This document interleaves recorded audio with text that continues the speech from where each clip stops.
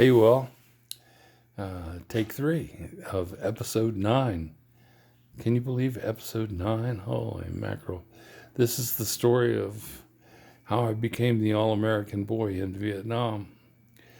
Well, at the end of episode 8, I think I was just feeling aftershocks of telling you the story of Lieutenant Tran in episode 7, and I could not collect my thoughts. I couldn't put together a coherent story to tell you a story to make a stream.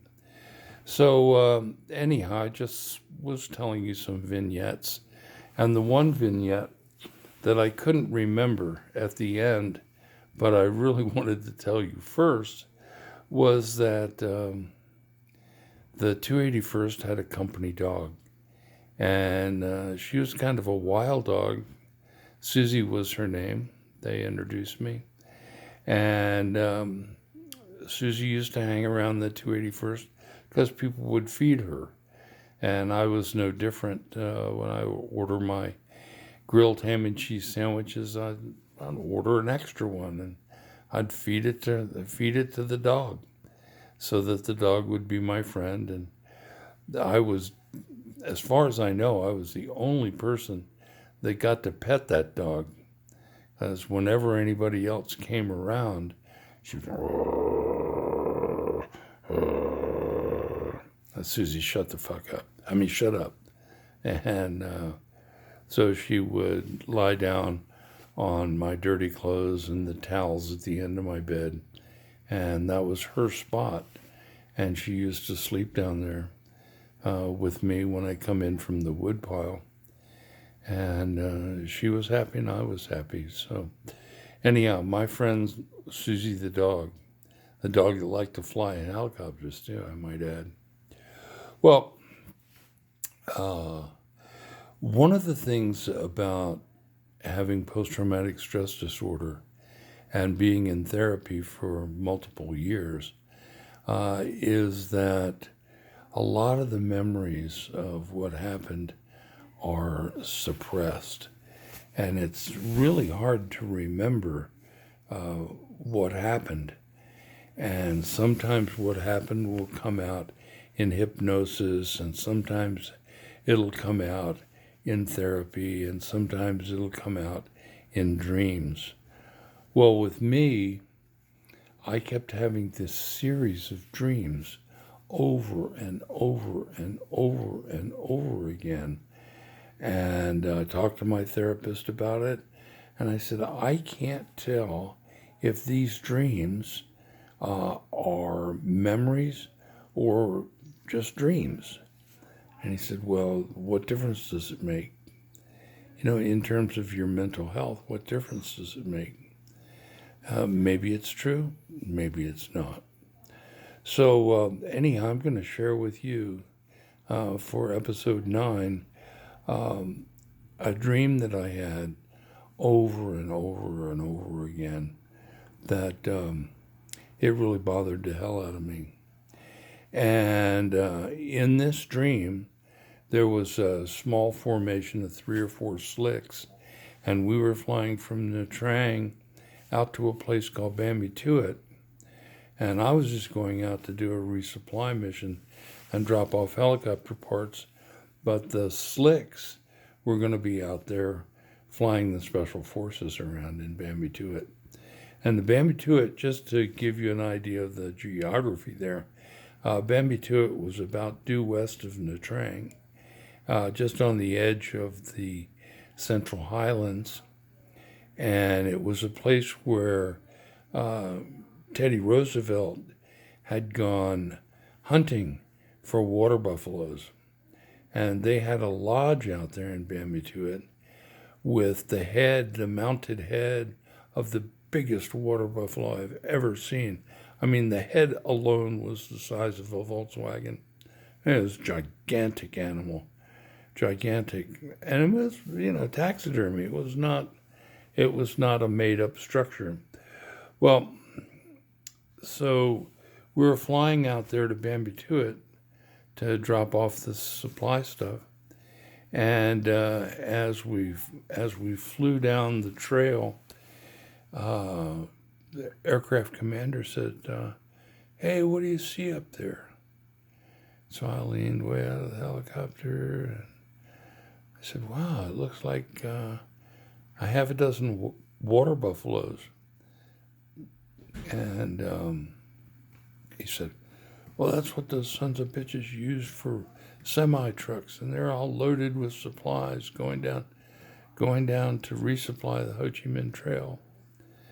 And oh man, you can't be serious. You can't be serious. That can't be. Well, we went down there and we took a low level and looked at those water buffalo, and sure enough, they were packed with stuff. They were carrying something. And they looked like they were being herded by little kids. Well, to tighten up the story a bit, we started herding those caretakers into this, what looked to be a 1960s style Frank Lloyd Wright building. It's a 2-story building with balconies all around it on 4 sides. It was painted a dark blue color and had plate glass windows all around it on all 4 sides, top deck and bottom deck. And I thought, boy, that is an interesting looking building. That looks like a Frank Lloyd Wright building.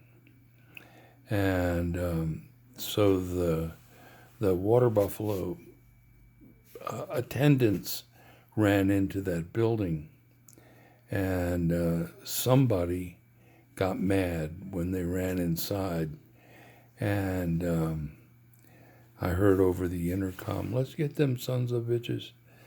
And in we flew.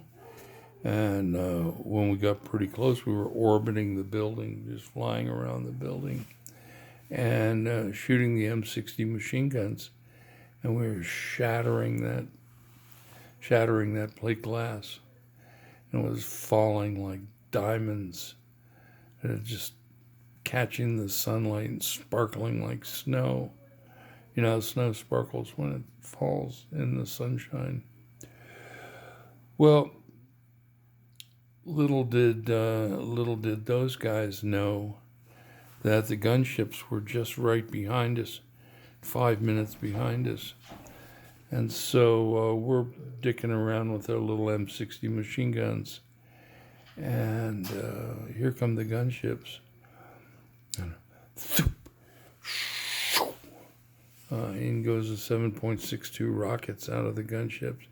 And one of them entered into the shoulder of this water buffalo and went right down into his abdominal cavity and then exploded.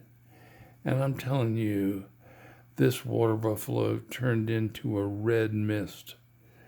And we flew through that red mist. And it was like a red paint job on a green helicopter. It was ugly. And water buffalo blood and water buffalo stink all over us. So we just destroyed that building with machine gun fire and with minigun fire and rockets. And if there was anybody alive in that building, I think they pretty much had to be dead when we left. Pretty much had to be dead when we left. And so we got to Bambituit, and I'm there in the 281st area, and I've got a hose, and I've got running water there, and I'm trying to wash the red stuff off of this helicopter. Oh man, what a frickin' mess. What a frickin' mess. I mean, that would have been the job of a crew chief, but there was no crew chief on this mission, just me and the helicopter. So it came to me to wash it down and clean it up. So this special forces officer comes up, and he said, "What do you have all over that helicopter?" And I said, "Well, water buffalo blood." And I told him the story of how we were out at the Frank Lloyd Wright building, the blue Frank Lloyd Wright building, with all of the plate glass. And oh my heavenly days, that special forces guy just teared up. And I said, "Dude, what is the matter?" And he said, "You son of a bitch. That was the 5th Special Forces orphanage. You blew up the orphanage." Well, too fucking bad. And I didn't have any control over it. I didn't know it was an orphanage. Nobody told me. It was just one of the bad things that happened in war. Well, you see, the thing is that I don't even know if it really happened. It just could be a nightmare as far as I know. I've got another nightmare in that same packet of trauma. And in that dream, we're up by the DMZ, and we've got these wooden barracks, very similar to the wooden barracks at Sand Hill and at the processing center in Cameron Bay. But these were up in the middle of nowhere. I mean, surrounded on 3 sides by forest, and surrounded in the front by an open field that led to the demilitarized zone. So anyhow, in my dream of that place, we're getting overrun by the NBA in that dream. And me and my buddy, we run like sons of bitches. We run up into the forest, and we go arcing around, and come around in back of what in the Army they call a flanking maneuver. And in my dream, we were flanking the NBA and shooting the heck out of them with an M60 machine gun. But that was a scary dream. And I'm thinking to myself, what am I doing here? What am I doing here? This is a full-on combat operation, and I signed up to go to the beach. I signed up to go to Nha Trang. It's a French beach resort, halfway between the demilitarized zone and Saigon, and it's a town that the North Vietnamese Army has never hit since 1954, when they threw the French out at the Battle of Dien Bien Phu.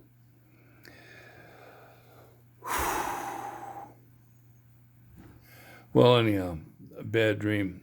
I have one other dream that is just unbelievable, but I had it over and over and over again. And in that dream, I was with the platoon sergeant from the Wolfpack and a bunch of other really badass guys from the 281st, the guys that nobody would mess with because it was too dangerous. And I dreamed that I was on a mission with these guys. And what we did was we snuck into Hanoi, driving a little French car. And we went to this hotel in Hanoi, and I stayed to watch the car, to be the getaway driver. And our guys did a mission with some Special Forces guys.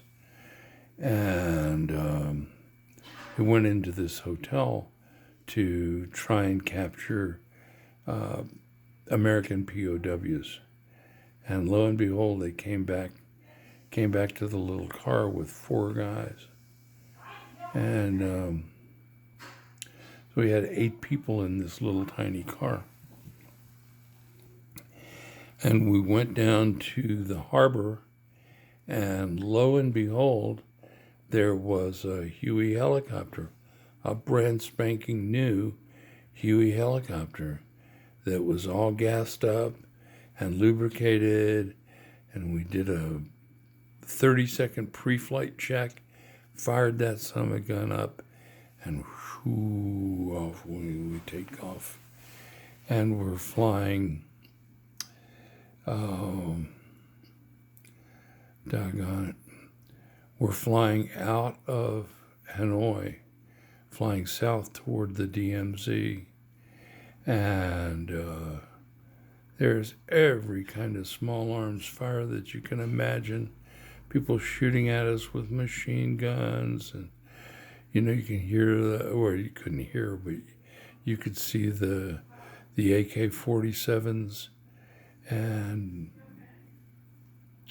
oh man, you could see the green tracers flying up into the air. Now again, I have to be clear with you folks. I don't know if that is a dream or if that really happened, because I've seen the company records from the U.S. Army Historical Command back in Pennsylvania, and they don't show any record of that. But then again, it occurs to me that, if it was the kind of mission that I think it was from my dream, it's not going to make it into the records anyhow, because what the hell was 281st and a bunch of Green Berets doing in Hanoi trying to rescue POWs?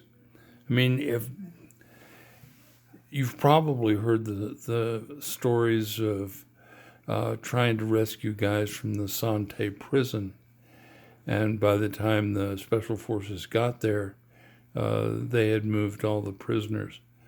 Well, they didn't move all the prisoners because we got them out of that hotel, or at least we got some of them, and took them back to Nha Trang for processing back to the United States.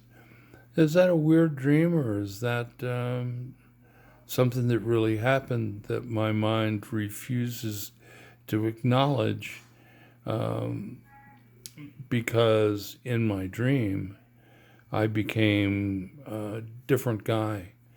I mean, I was the ghost embodiment of the ghost, because I couldn't be killed. I was hanging out of the helicopter. I didn't have a seatbelt on. I had a bungee strap that was wrapped around me, cinched up pretty tight, and I'm leaning out the door, way out the door, so I can shoot directly behind the helicopter, which the gun mount wouldn't allow us to do. So, oh my God. I talked to my psychologist today about telling this story for YouTube. And he says, "Boy, you're really brave." And, I don't feel brave at all. I'm trying to entertain my friends with this inside story of what really happened to me. And